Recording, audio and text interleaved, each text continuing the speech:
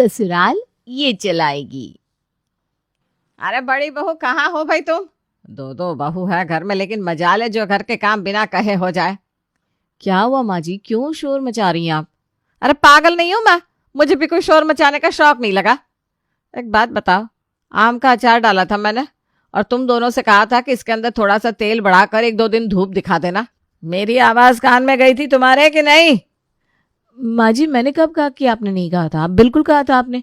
और मैंने मार्केट जाते समय छोटी को कह भी दिया था कि वो अचार में थोड़ा तेल बढ़ाकर उसे धूप दिखा दे। क्या हुआ, उसने अचार को धूप में नहीं रखा था क्या? कोई भी काम कहो तुम दोनों से तो दोनों एक दूसरे के माथे मार के किनारे हो जाती हो। मैं पूछती हूँ, शर्म नाम की कोई चीज है तुम दोनों में कि नहीं?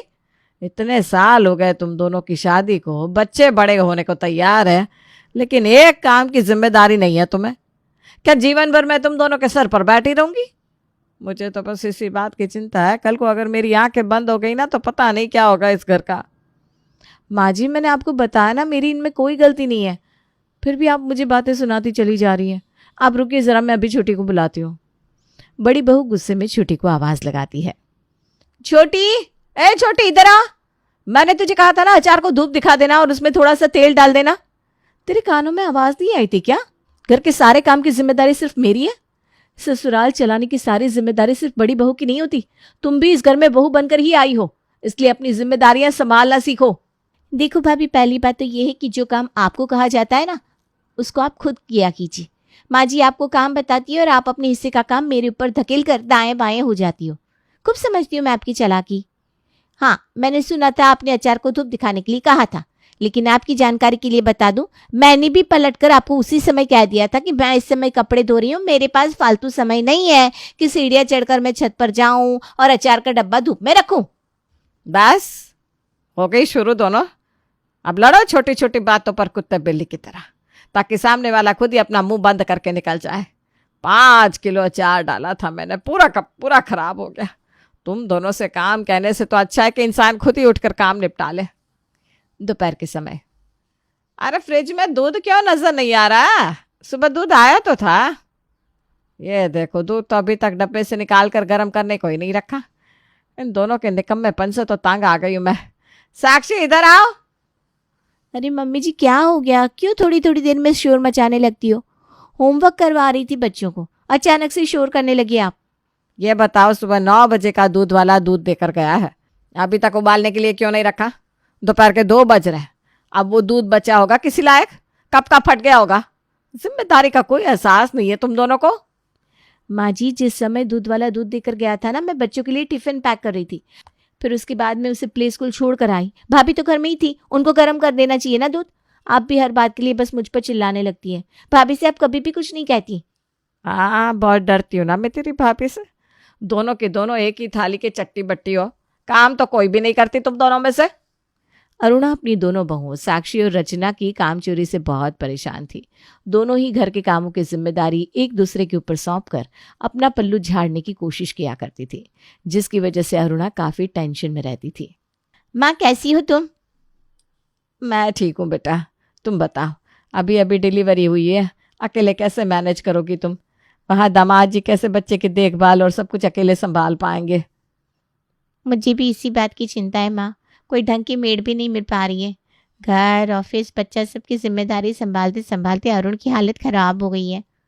अरे तू यहाँ आ जाना बेटा, यहाँ पर मैं हूँ, तेरी दोनों भाभियाँ हैं, हम लोग मिलजुल कर सब संभाल लेंगे। वहाँ अकेले तू कैसे सब कुछ संभालेगी?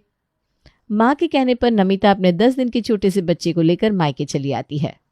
मैं भी कितनी स्वार्थी हो गई थी, अपनी बेटी को डिलीवरी के जैसे नाजुक समय में अकेले छोड़ दिया मैंने। मैं भी क्या करूं, भगवान ने दोनों के दोनों ऐसे निकम्मी कामचोर बहू दी है कि इनका मुंह देखकर किसी को भी घर बुलाने का मन नहीं करता। अपने घर के काम तो इनसे समय पर होते नहीं, नमिता को देखकर ये तरह तरह के मुंह बनाएंगी। बस यही सोचकर मैंने नमिता से मायके आने के लिए नहीं कहा था, लेकिन अब उसकी ऐसी हालत भी मुझसे देखी नहीं जा रही। नमिता अपने मायके आ गई। देखो बहू, घर के कामों के लिए तुम दोनों काम चोरी करती हो, ये तो मैं जानती हूँ, लेकिन अब एक बहुत बड़ी जिम्मेदारी है तुम दोनों के ऊपर। नमिता की हालत ठीक नहीं है, पूरे 9 महीने ना तो ठीक से उसकी केयर हुई, ऊपर से ऑपरेशन से डिलीवरी हुई, जिसके कारण बहुत कमज़ोरी है उसके अंदर। हमारी जिम्मेदारी है कि हम उसकी और उसके बच्चे की पूरी तरह देखभाल करें। समझ रही हो ना तुम दोनों? अब बच्चों की देखभाल कैसे की जाती है ये तो सिखाने की जरूरत ना है। दोनों के ही दो दो बच्चे हैं, खूब अच्छे से जानती हो जब डिलीवरी होती है तो कैसे खान पान और आराम की जरूरत होती है। सास की बात सुनकर दोनों बहुओं का मुंह चढ़ गया।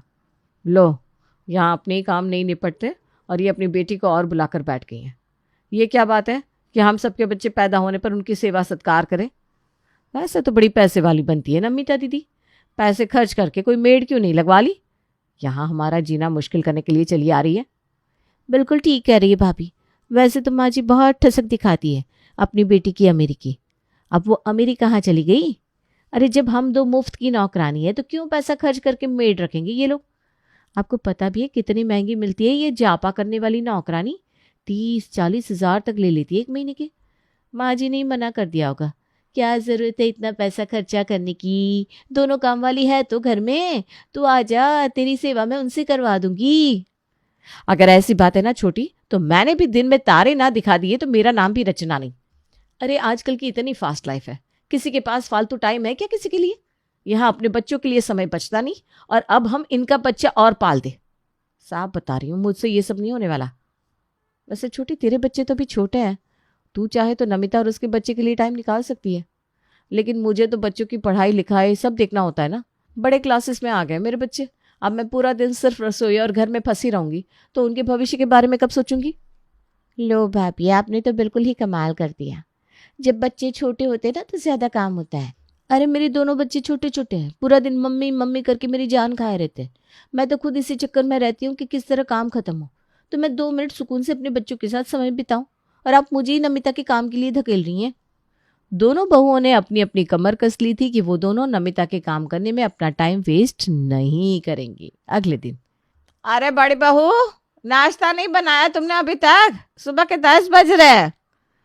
माँ जी सर्दी का मौसम है, सुबह उठने में ही लेट हो जाता है, फिर उसके बाद घर की साफ सफाई, बच्चों को स्कूल भेजना, इतने काम रहते हैं, टाइम कहाँ चला जाता है पता ही नहीं चलता।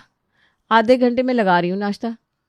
बेटा मेरी तो कोई बात ही नहीं है, मैं तो नाश्ता ना भी करूँ तो भी चल जाता है, लेकिन कम से कम नमिता के बारे में तो सोचो।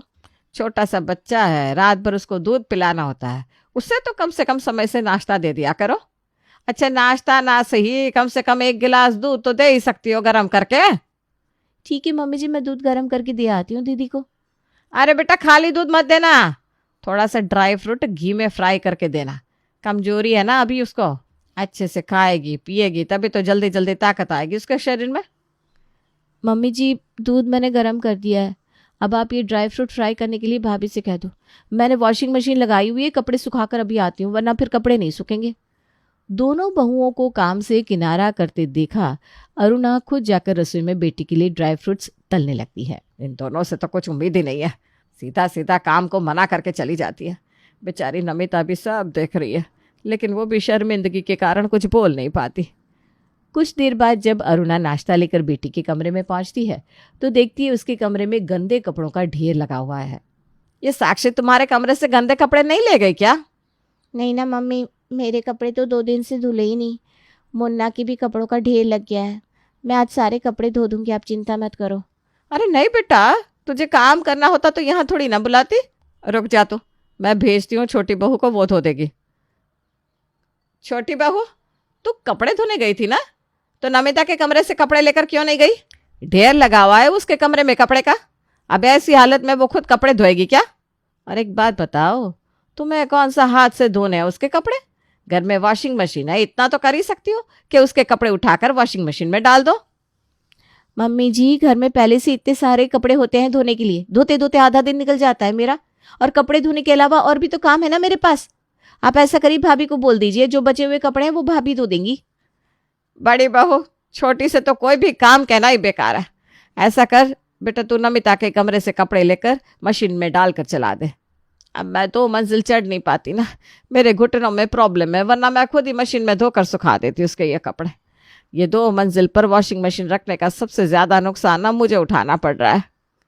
मम्मी जी अभी तो मैं कपड़े प्रेस कर रही हूँ, उसी में मुझे 1 घंटा लग जाएगा। बच्चों के और उनके पापा के बहुत सारे कपड़े हो जाते हैं प्रेस करने के लिए। कपड़े प्रेस हो जाए उसके बाद देखती हूँ टाइम मिला तो। अरुणा देख रही थी दोनों बहुएं नमिता के काम से जी चुरा रही हैं। ना वो उसी समय से खाना बना कर देती है, ना बच्चे की देखभाल करने में मदद करने को तैयार होती है। बस दोनों अपनी अपनी टोपी दूसरे के सर पहनाने की जुगाड़ में लगी रहती। कुछ तो करना पड़ेगा वरना सब गुड़ गोबर हो जाएगा। वो अपनी दोनों बहुओं को बुलाती है। देखो बहू, वैसे तो नमिता ने मुझे ये बात बताने से मना किया था, लेकिन मैंने सोचा जब नमिता पैसा खर्च कर ही रही है तो तुम दोनों की पसंद से सामान आ जाए। अच्छा ये बताओ, तुम्हारे लिए सोने की अंगूठी मंगवाए या इयररिंग्स? नमिता कह रही थी जो भाभी उसकी अच्छे से सेवा करेगी, अच्छे से उसका जापा निकलवाएगी, उसे वो सोने की चीज़ गिफ्ट में देगी। कई दिन से कह रही थी मुझे कि मैं बाज़ार जाकर उसका एक काम कर दूँ। मैंने सोचा अब बाज़ार जा रही हूँ तो एक बार तुम दोनों की पसंद भी पूछ ही लो। क्या बात कर रही है माँ जी, सोने का सामान गिफ्ट करने वाली है नमिता? आप ऐसा करो, अंगूठी ले आना, इयररिंग्स तो मेरे पास पहले से बहुत सारे हैं। भाभी, आपको ज़्यादा खुश होने की ज़रूरत नहीं है। आप तो वैसे भी नमिता दीदी के काम को देखकर नाक मुँह चढ़ाती रहती हो। नमिता दीदी का जापा मैं करूँगी और ये सोने की अंगूठी भी मेरी ही होगी। बढ़िया आई, सोने की अंगूठी मेरी होगी। तू नहीं बोला था ना तेरे छोटे छोटे बच्चे हैं, कैसे समय निकालेगी तू? चल ठीक है, तू जा अपने बच्चों को देख ले, मैं समय निकाल लूंगी नमिता के काम के लिए। दोनों बहुओं में अब सोने की अंगूठी पाने के लिए नमिता का काम निपटाने की होड़ लग गई थी। सुबह 9 बजे। नमिता उठो, कब तक सोती रहोगी भाई? देखो तुम्हारे लिए आलू के पराठे बना कर लाई हूँ। बड़ी भाभी, आज तो बड़ी जल्दी नाश्ता बना दिया आपने। सोई नहीं हूँ, बस आँख बंद करके लेटी थी। समय से खाना पीना खाते हैं तभी तो शरीर में ताकत आएगी। चलो चलो जल्दी उठो, नाश्ता कर लो। फिर उसके बाद आज मैंने सोचा है तुम्हारे लिए ड्राई फ्रूट वाले लड्डू भी बनवा दूँ।